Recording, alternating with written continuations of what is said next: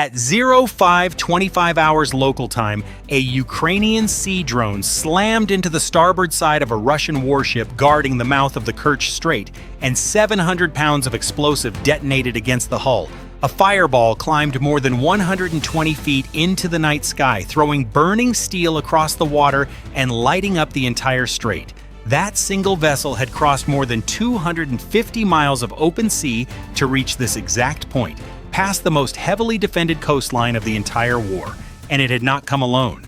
To understand how a drone the size of a small boat reached the throat of Russia's southern front, go back several hours to the waters off Odessa, where 7 of these vessels first slipped into the Black Sea. Because the target was never a single ship, it was the strait itself. Every trainload of fuel, every convoy of ammunition moving between mainland Russia and occupied Crimea funnels through this narrow band of water. Whoever controls the approaches to Kerch controls the supply line that keeps Russia's southern operation alive. That is why Russia stacked layer after layer of defense here, and why the mouth of the port was blocked that night by a Project 10,410 Svetlyak-class patrol boat and the warships of the Black Sea Fleet. On paper, nothing small and slow should have survived the run. Ukraine was about to prove the paper wrong by attacking the one weakness no hardware could fix. A layered defense sounds unbeatable until you understand what it is. Every radar, every gun crew, every missile operator can only track so many objects at once.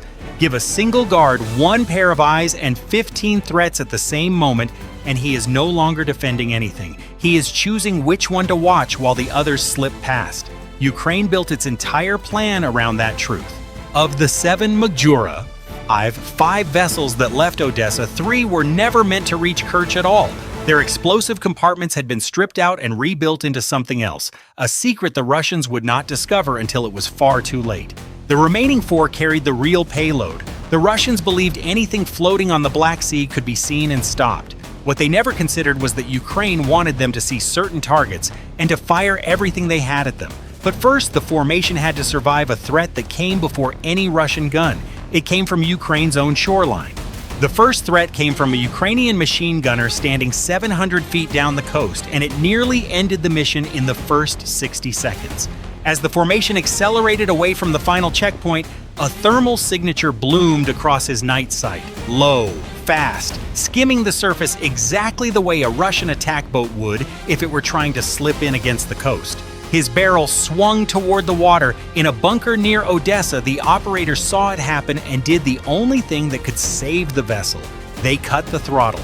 The drone dropped to minimum power and stopped behaving like an attacker, drifting on its own momentum, bow pointed out to sea. 5 seconds, 7 seconds. Then he caught the encrypted identification pulse repeating from the hull, a sequence only Ukrainian units had been briefed on, and lowered the weapon. The formation had survived its own side. The same qualities that nearly got the vessel shot are what make it so dangerous. The MAGURA V5 is only about 17 feet long, its composite hull riding barely 20 inches above the waterline. It approaches 70 knots and can range up to 480 nautical miles from home, a target that low and narrow barely separates from the clutter of the waves, and in the dark, through a gun sight, barely separates from a Russian boat either. But speed and Warhead were never the hard part. The hard part was staying connected to it across hundreds of miles of contested sea. As the formation pushed into the central Black Sea, the Murmansk-BN went to work. This is not a radar or a point defense weapon. It is a strategic-level electronic warfare complex built to reach across enormous distances and poison the airwaves. From Sevastopol, its antenna network unfolded and swept the shortwave spectrum from 3 to 30 megahertz. It did not need to see a drone on radar. It only needed the faint data streams crossing the sea, the control signals and video feeds leading back to a Ukrainian command center. Once it locked onto a frequency, it flooded that band with high-power energy, burying the real signal under a wall of noise. Think of the control link as a bucket brigade passing water hand to hand. The command bunker does not talk to the vessel directly. Its orders pass to a coastal station, up to an airborne relay drone, then down to the MAGURA. and the camera feed climbs all the way back. It beats the curve of the Earth that normally blocks a radio horizon, but every hand in that brigade is a place where the water can be spilled. Jam one link and the picture stutters. Jam two and the operator starts to lose the vessel. Cut the whole chain and the drone goes deaf, still moving but blind to any command. On the screen near Odessa, that is exactly what began to happen. The camera image flickered, one frame froze, the next shattered into blocks. Then it lurched forward half a second, as if time itself had skipped. The signal was still alive, but it was coming apart in the operator's hands. A Russian jammer they could not shoot at, could not outrun, and could not even see was slowly prying their eyes off the target. And the moment their eyes slipped, something aboard the vessel woke up on its own. When the signal dropped below a safe threshold, the onboard computer took over. An inertial system held the heading while the camera scanned the sea ahead, matching coastlines against a digital map loaded before launch. If interference shoved the vessel off its lane, the software compared what it saw to the map and nudged the rudder back. The Magura did not need its exact position on the planet. It only needed one thing: am I drifting left or right of Kerch? Then it pointed its bow back toward the strait and kept going. Above the water, the 7 FP-1 attack drones flying the aerial half of the operation switched to the same backup, comparing terrain below against stored maps to correct their drift. 6 steadied and pressed east. The 7th did not recover. Its inertial system held altitude and heading, but the video link stayed broken. The screen nothing but torn frames and dark gaps. Without imagery, it could not fly the precise final approach, and the mission computer turned it back toward home on stored data. One aircraft lost before a shot had even been fired at it. Then the sea itself began hunting them. As the formation neared Sevastopol, Russia reached for one of the strangest tools in its inventory: trained military dolphins, fitted with sonar rigs, patrolling the narrow approaches for the semi-submerged shapes radar struggles to pull out of the chop. When something abnormal pinged outside the harbor mouth, the warning flashed back to the fleet. Vasily-Baikov-class patrol ships swung their mounts toward the water, and the AK-63O guns began scanning for anything low and fast rushing the line. Wakes appeared on the western horizon. The guns opened up, hundreds of rounds walking columns of spray in front of the formation. The vessels spread wide, cut hard, and drove straight into the fire. One burst punched through a composite hull and found the explosive compartment. 700 pounds detonated on the open sea, blowing the drone into thousands of fragments. And that detonation was not a failure, it was the plan. What the Russian gun crews did not know was that 3 of the vessels carried no warhead at all.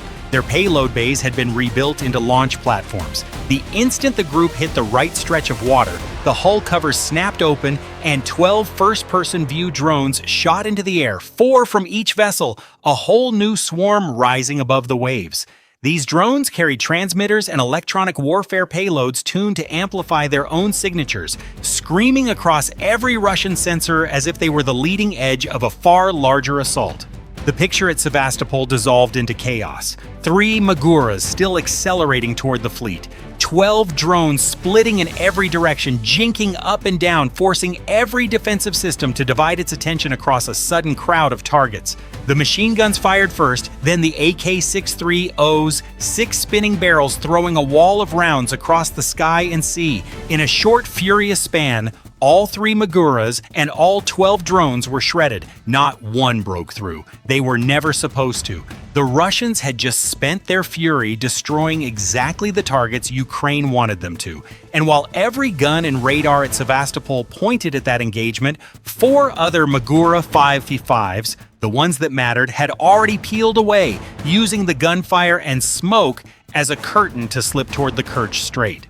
But the deception had only bought a window, not a clear road. High over the Crimean Peninsula, the 6 surviving FP-1 drones were flying straight into the reach of the Buk-M3, and the second jaw of the trap was about to close on them. Russian radar over Crimea locked the FP-1 formation and fed the tracks to the launchers. The 9M, 317M missiles climbed into the dark along separate intercept arcs. In under a minute, 4 of the 6 drones vanished. 2 survived, dropping low and pressing toward Kerch on inertial guidance, while the Buk-M3 reloaded behind them. Below, on the water, the 4 real Maguras had run out of places to hide. Off the eastern coast of Crimea, the sea opens up and turns naked. No diversion smoke, no curtain of false targets, just open water where any Russian sensor could pick them out from miles away. And this time, the threat came from above. Russia brought back its best sea drone hunter in the Black Sea, the Ka-29, the helicopter NATO calls Helix. The Maguras were small, low, and brutally fast. A warship would burn precious seconds bringing its guns around. A helicopter would not. It could climb to watch, drop to chase, and pour fire straight down onto targets with almost nothing to hide behind. On the operator's screen, the helicopter appeared as a bright dot from the north, then resolved into twin coaxial rotors and a stubby fuselage, nose tipped down. It held altitude, confirmed which way the formation ran, then rolled into its attack line. The pilot picked the lead vessel. A salvo of 80mm S-8 rockets dropped toward the surface. Unguided, they did not need a direct hit. Land close enough and the shockwave alone could split a composite hull. The first salvo landed wide, the second did not. Water columns walked across the lead Magura, and it disappeared inside a low fireball on the sea.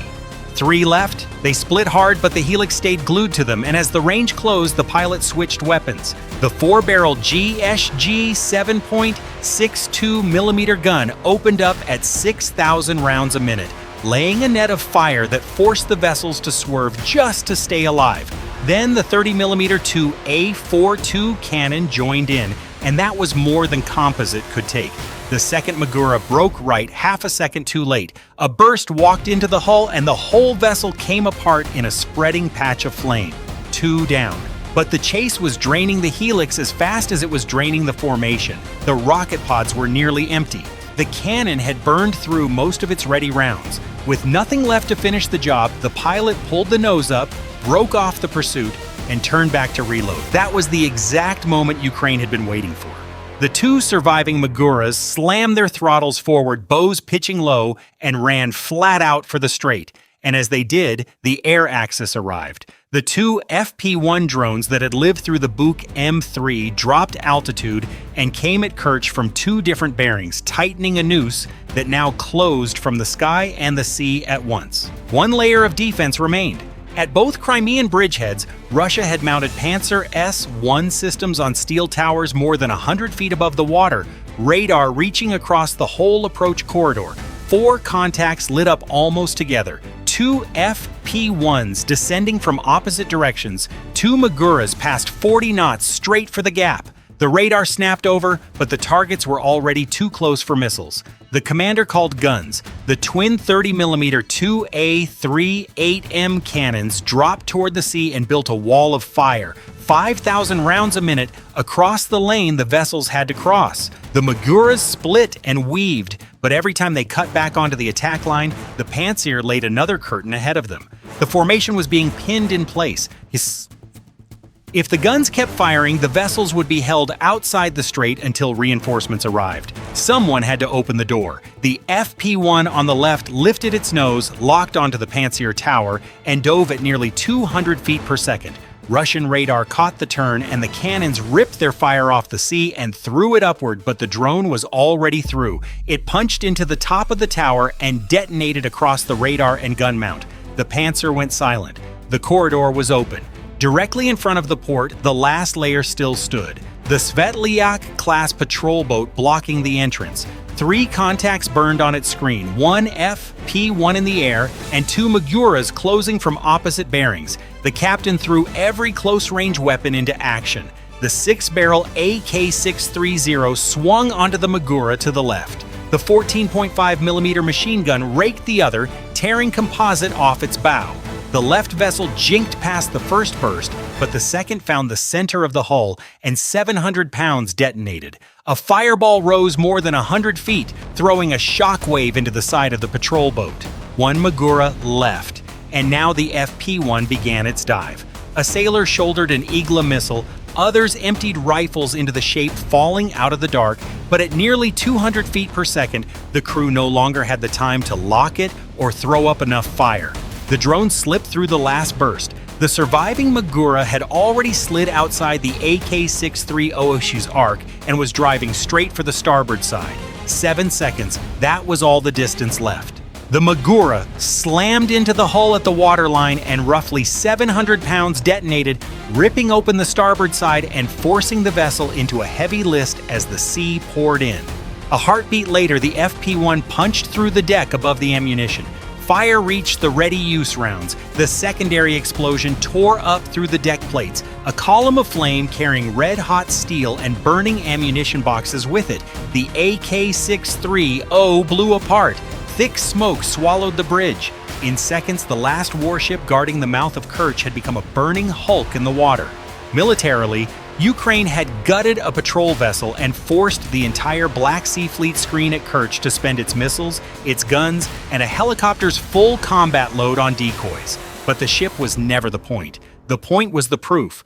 Russia had built the densest maritime defense of the war around this strait, layer stacked on layer, and Ukraine had walked a formation of cheap sea drones straight through it, not by outgunning a single system, but by feeding the whole network exactly what it wanted to see. A defense is only ever as strong as its ability to choose the right threat to watch. That night, Russia watched the wrong ones. So what do you think actually decided this attack? The pincer from sea and sky, the FP-1 that sacrificed itself to open the corridor, or the decoy formation that emptied Russia's guns? Drop your answer below, and let's keep pulling toward the earliest possible peace for Ukraine.